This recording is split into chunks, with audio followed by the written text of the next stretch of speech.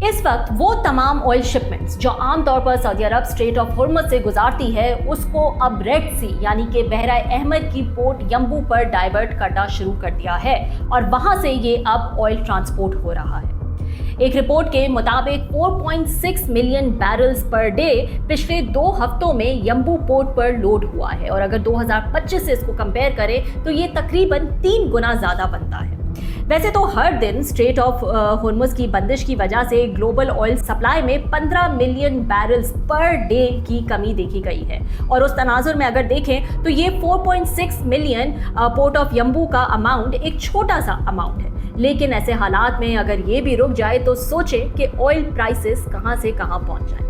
Analyst का मानना है कि अगर रेड सी के थ्रू ये सप्लाई रुक जाती है तो ये ऑयल प्राइसेस $150 पर बैरल से भी तजावज़ कर सकती है। अब रेड सी का एक मसला है और वो मसला ये है कि स्ट्रेट ऑफ हुर्मुज़ की तरह रेड सी के इस रास्ते में भी एक स्ट्रेट है जिसको बाबुल मंदब कहते हैं। रेड सी की सदर्न टिप पर ये स्ट्रेट मौजूद है और स्ट्रेट ऑफ हुर्मुज़ से भी ज़्यादा तंग है ये क्रॉसिंग, निहायत ही नैरो क्रॉसिंग है ये और अगर ये बंद कर दी जाए तो ऑयल मार्केट्स में एक भूचाल आ सकता है।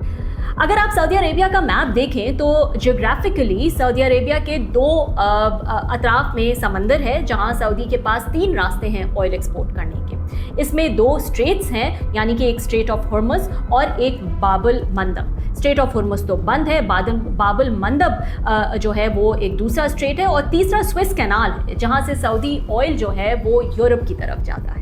अब बाबुल मंदब की इंपॉर्टेंस का अंदाज़ा आप इससे भी लगा सकते हैं कि मार्च के महीने में बाबुल मंदब से 21% ज़्यादा क्रूड ऑयल ट्रांजिट हुआ है एज कम्पेयर टू फरवरी।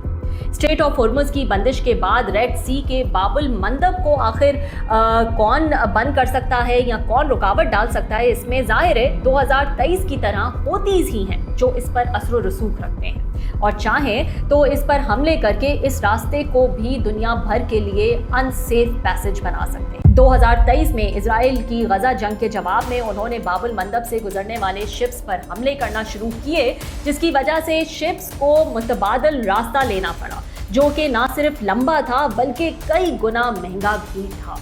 अब गुज़िश्ता हफ्ते ईरान बैक्ड हूती मिलिटेंट्स जो हैं उन्होंने इस जंग में डायरेक्ट एंट्री मार दी है। उन्होंने ना सिर्फ इजराइल पर मिसाइल फायर किए हैं बल्कि रेड सी के दहाने पर वाक़े इस स्ट्रेट को और इस अहम समुद्री रास्ते को बंद करने की धमकी भी दे दी है। यानी दुनिया भर के लिए 2 बड़े ऑयल एक्सपोर्ट करने के रास्ते बंद होने का खदशा भी है। नफذت أول عملية عسكرية وذلك بدفعة من الصواريخ البالستية والتي استهدفت أهدافا عسكرية حساسة للعدو الإسرائيلي جنوبي فلسطين المحتلة। यमन का ये जंगी ग्रुप इतना ताकतवर कैसे बन गया कि वो इजराइल पर भी एक तरफ हमला कर रहा है और दूसरी तरफ ऑयल सप्लाई का रेड सी का रास्ता बाबुल मंदब भी बंद करने की धमकी दे रहा है जिससे ग्लोबल ऑयल क्राइसिस जो है वो पैदा हो सकता है। इसके लिए ये जानना जरूरी है कि हूतीज आखिर हैं कौन और एक क्विक रिकैप जो है वो कर लेते हैं हूतीज के बारे में।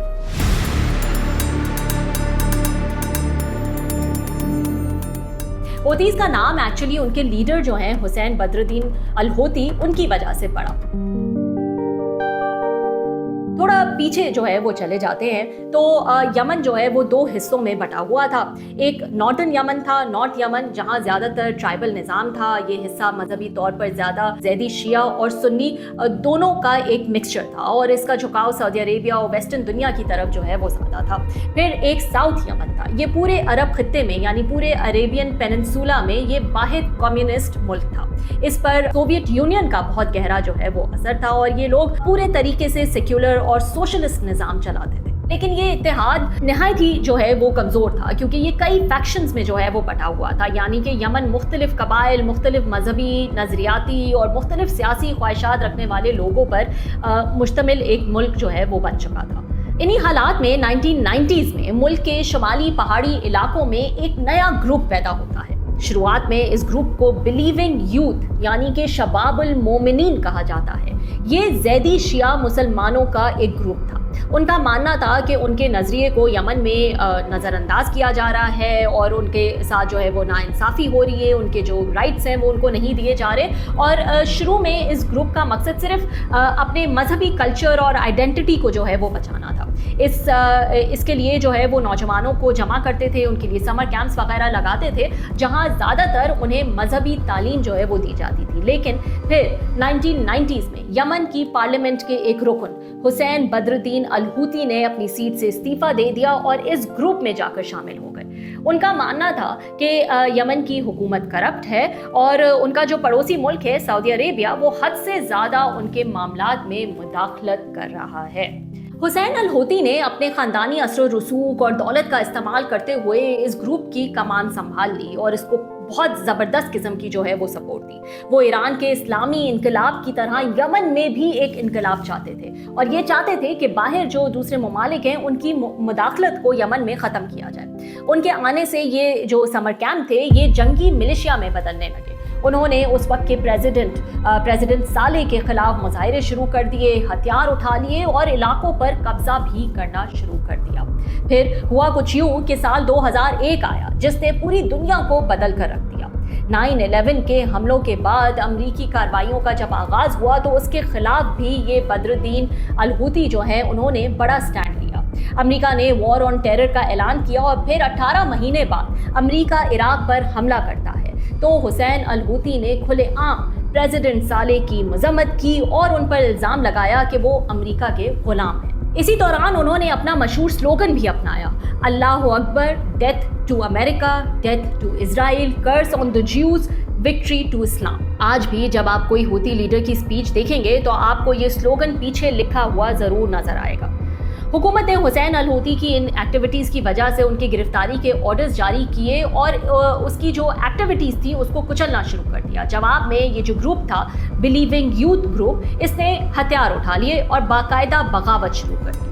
इसी दौरान हुसैन अल हूती भी जो है वो मारे गए और उनकी मौत ने लोगों को मज़ीद, उनके सपोर्टर्स को, इस ग्रुप को मज़ीद जज्बाती कर दिया और यहाँ तक कि ग्रुप का नाम चेंज होकर हूती पड़ गया, जो अब पूरी दुनिया में इसी नाम से जाने जाते हैं। और इनकी मौत के बाद अब्दुल मालिक अल हूती जो हुसैन के भाई थे उन्होंने चार्ज संभाला और वो आज भी इस ग्रुप के लीडर हैं और नॉर्दर्न यमन में सबसे ज़्यादा इन्फ्लुएंशियल पर्सनैलिटी भी।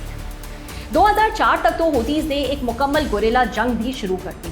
वो पहाड़ों को बहुत बेहतर जानते थे और उन्हें उसके साथ साथ लोकल सपोर्ट भी हासिल थी, जिसकी वजह से वो यमन की जो फौज है उसका बाकायदा तौर पर मुकाबला कर रहे थे। कुछ ही अरसे में ये जंग इंटरनेशनल तब बन गई जब हूतीज़ ने सऊदी बॉर्डर के अंदर घुसकर हमला किया।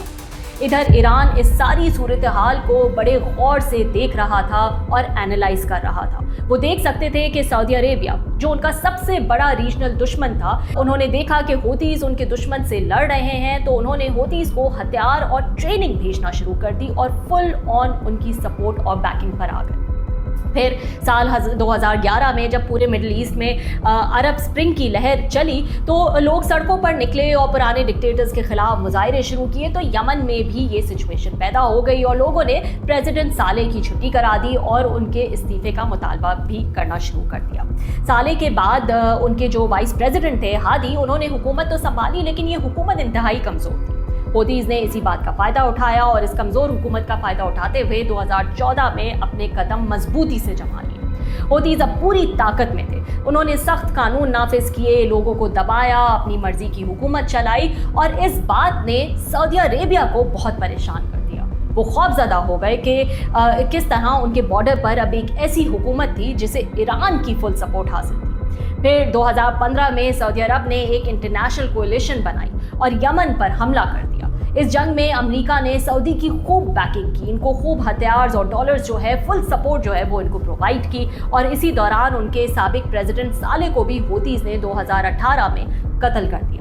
तो एक तरफ तो हूतीज़ थे और इनकी सपोर्ट पर ईरान था, तो दूसरी तरफ सऊदी अरेबिया थी और उनकी सपोर्ट पर अमेरिका था और ये दोनों ग्रुप्स आपस में लड़ रहे थे। फिर 2022 में ईरान और सऊदी अरब के दरमियान चाइना की सरपरस्ती में उनकी वजह से ताल्लुकात में कुछ बेहतरी आती है तो यमन में भी एक खामोशी छा गई। फिर 2023 का आखिर में जब इजराइल गजा जंग शुरू हुई तो हूतीज़ दोबारा दुनिया की तवज्जो का मरकज़ बन गए। उन्होंने इजराइल पर मिसाइल्स फायर किए और फिर दुनिया की अहम तरीन समंदरी रास्ता रेड सी, बहराए अहमर से गुजरने वाले कमर्शियल शिप्स को भी निशाना बनाया। इस रास्ते से दुनिया की 30% कंटेनर ट्रैफिक और इंटरनेट केबल्स गुजरती हैं। तो जवाबन अमेरिका और यूके ने भी दोबारा यमन में हूतीस पर हमला करना शुरू कर दिया और इनके ठिकानों को जो है वो निशाना बनाया। इसके बाद फिर 2025 में भी अमेरिका और यूके की तरफ से हूती ठिकानों पर शदीद बम्बार्डमेंट की गई। इस दफ़ा ओमान की कोशिशों की वजह से अमेरिका और हूतीस के दरमियान फिर से एक सीज फायर हुआ और एक टेम्पररी जो है वो अमन देखा गया। अब मामला यह है कि मिडल ईस्ट में ईरान और इजराइल के दरमियान जो बढ़ती हुई डायरेक्ट जंग है उसके बायस हूतीज ने एक दफ़ा फिर इस रीजनल लड़ाई में कूदने का फैसला कर लिया है। उन्होंने हाल ही में इजराइल के मुख्तलिफ ठिकानों पर मिसाइल्स फायर किए और वाज़ेह किया कि जब तक जो है ये कशीदगी जारी रहेगी उनकी कार्रवाइयाँ भी जो है वो जारी रहेंगी।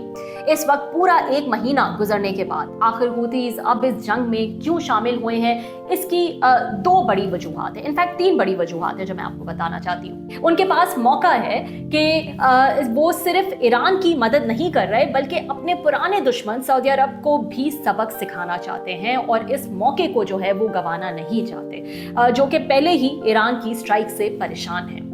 दूसरी वजह यह है कि माहिरीन का मानना है कि इसकी सबसे बड़ी वजह यह हो सकती है कि उनको ये यकीन है कि अगर वो रिस्ट्रेन या खामोशी दिखाते तब भी उनकी हिफाजत की कोई गारंटी नहीं होती, बल्कि उनका ख्याल ये था कि अमेरिका और इजराइल आखिरकार उनके खिलाफ एक्शन लेता ही, चाहे वो ईरान की तरफ से इंटरवीन करते या नहीं करते। इसलिए उन्होंने फैसला किया कि वो पहले ही प्रोएक्टिवली इस जंग में जो है वो दाखिल हो जाए। जिस तरह हिजबुल्लाह को भी वापस जो है वो जगा दिया है इजराइल ने, जिसका उन्होंने दावा किया था कि उसको उन्होंने प्रैक्टिकली ख़त्म कर दिया है। एक और बड़ी वजह यह भी है कि हूतीस को लगता है कि शायद ये उनके लिए एक बेहतरीन मौका है जहां वो ये दिखा सकते हैं कि वो सिर्फ यमन के एक हिस्से के मालिक नहीं हैं बल्कि पूरे खित्ते में की जो जियोपॉलिटिक्स है उस पर अब भी उनका असर रसूख है और वो इस खित्ते पर एक ताकत रखते हैं।